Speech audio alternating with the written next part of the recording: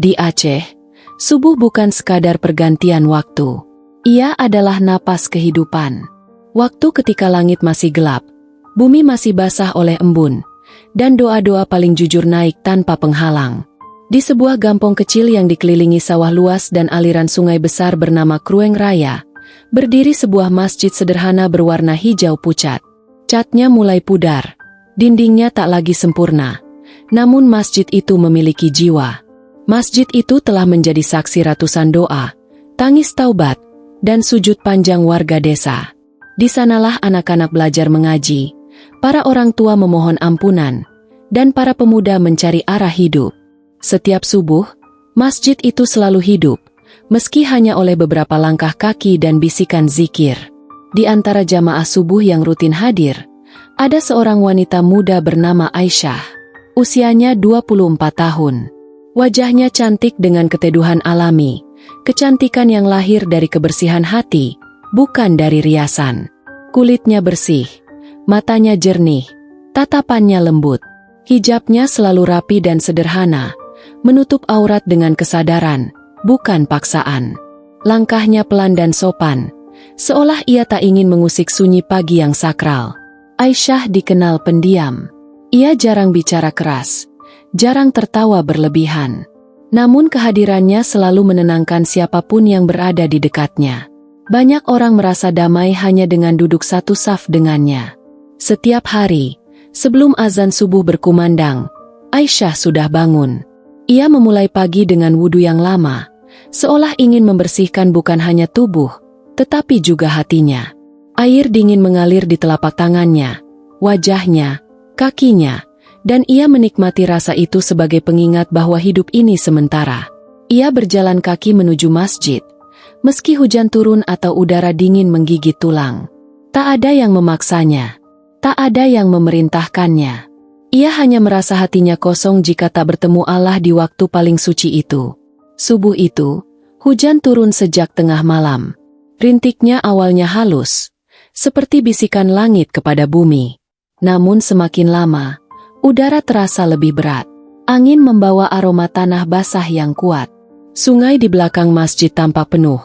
Airnya coklat keruh, beriak lebih cepat dari biasanya. Namun warga Aceh terbiasa dengan hujan.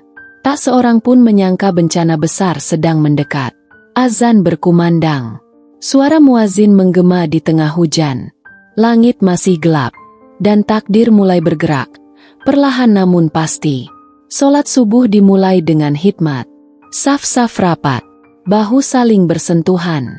Bacaan imam menggema pelan, berpadu dengan suara hujan yang jatuh di atap seng masjid. Aisyah berdiri di saf depan jamaah wanita, menundukkan kepala, tenggelam dalam doa-doa yang ia panjatkan dengan penuh kerendahan hati. Namun di rakaat kedua, sesuatu berubah. Lantai masjid terasa dingin secara tak wajar. Bukan dingin biasa, melainkan dingin yang membuat jantung berdegup lebih cepat. Seorang jamaah pria di saf belakang menoleh ke bawah. Air telah mengalir masuk, merambat cepat dari arah pintu samping. Dalam hitungan detik, air naik ke mata kaki. Air masuk. Teriakan itu memecah kehusyukan. Imam menghentikan solat. Jamaah berdiri panik. Dari luar, terdengar suara gemuruh besar, seperti ribuan drum dipukul bersamaan. Suara sungai meluap, menghantam apa saja di hadapannya. Banjir bandang datang tanpa peringatan. Air menghantam dinding masjid.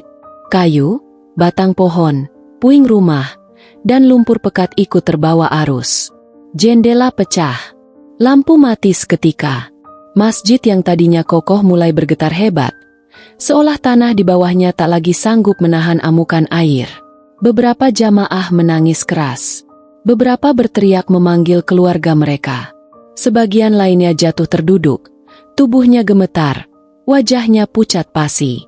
Aisyah memeluk tasbihnya erat hingga jemarinya memutih. Jantungnya berdegup kencang, napasnya memburu, tapi bibirnya terus bergerak, melafalkan zikir dan doa yang selama ini ia hafal di luar kepala. Doa-doa yang kini terasa seperti satu-satunya pegangan hidup. Lalu terdengar suara yang membuat semua orang membeku. Kraa! Suara retakan keras dari bawah lantai masjid. Pondasi tak lagi mampu menahan derasnya arus. Dalam satu hentakan mengerikan, tanah di bawah masjid runtuh.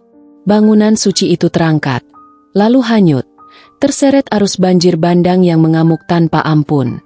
Masjid itu mengapung, berputar, terguncang, seperti perahu raksasa tanpa kendali. Teriakan histeris pecah di mana-mana. Air masuk hingga setinggi dada.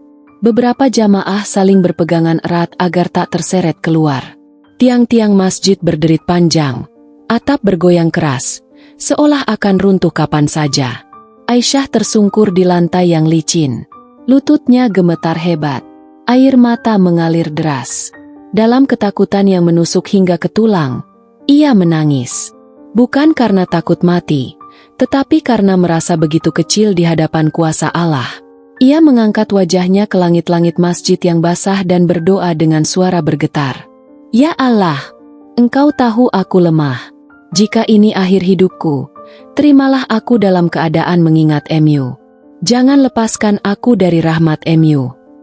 Air mata bercampur hujan dan air sungai. Semua orang merasakan hal yang sama. Ajal bisa datang kapan saja. Tiba-tiba, sesuatu yang aneh terjadi. Arus yang sebelumnya liar mulai melambat. Air bergejolak dengan pola tak biasa, seolah ditahan oleh kekuatan yang tak terlihat.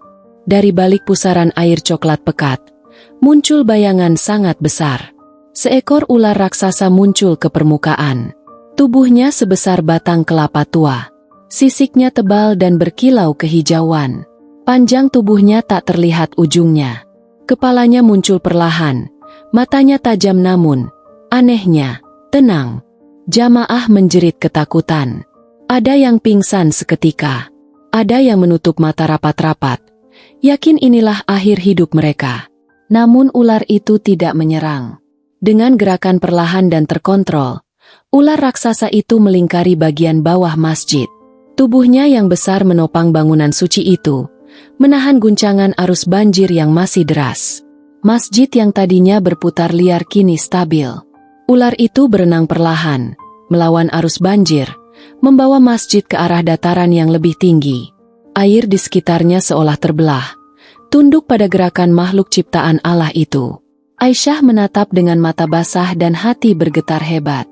Rasa takutnya berubah menjadi keinsafan mendalam.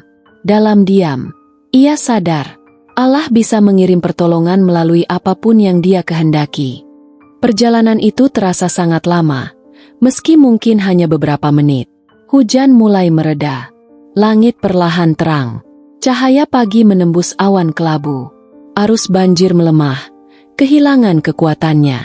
Akhirnya, ular raksasa itu berhenti di sebuah bukit kecil yang masih kering. Dengan sangat hati-hati, ia menurunkan masjid ke tanah yang kokoh, memastikan bangunan itu tidak roboh. Lalu, perlahan, ia melepaskan lilitannya. Ular itu menoleh sejenak, entah nyata atau hanya perasaan jamaah, lalu menyelam kembali ke air yang mulai surut, menghilang tanpa jejak, seolah tak pernah ada. Beberapa saat, tak ada satupun suara. Kemudian, tangis pecah, tangis syukur, tangis lega, tangis manusia yang sadar bahwa mereka baru saja diselamatkan oleh kuasa Allah secara nyata. Aisyah bersujud lama di tanah basah. Tubuhnya gemetar hebat. Dalam sujud itu, ia menangis tanpa suara. Dadanya sesak oleh rasa syukur yang tak mampu diungkapkan dengan kata-kata. Hari-hari berikutnya, kisah itu menyebar ke seluruh Aceh. Banyak yang datang melihat masjid itu. Ada yang percaya sepenuh hati. Ada yang ragu. Ada pula yang menangis hanya dengan mendengarnya. Masjid itu rusak, namun tetap berdiri. Jamaahnya selamat. Tak satu pun korban jiwa. Aisyah kembali menjalani hidupnya seperti biasa. Tetap sederhana. Tetap rajin ke masjid.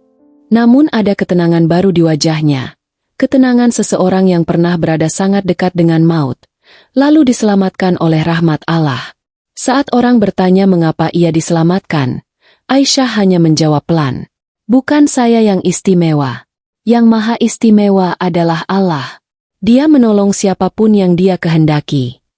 Sejak hari itu, warga kampung itu tak hanya memperbaiki rumah dan jalan, tetapi juga sholat, doa, dan akhlak mereka.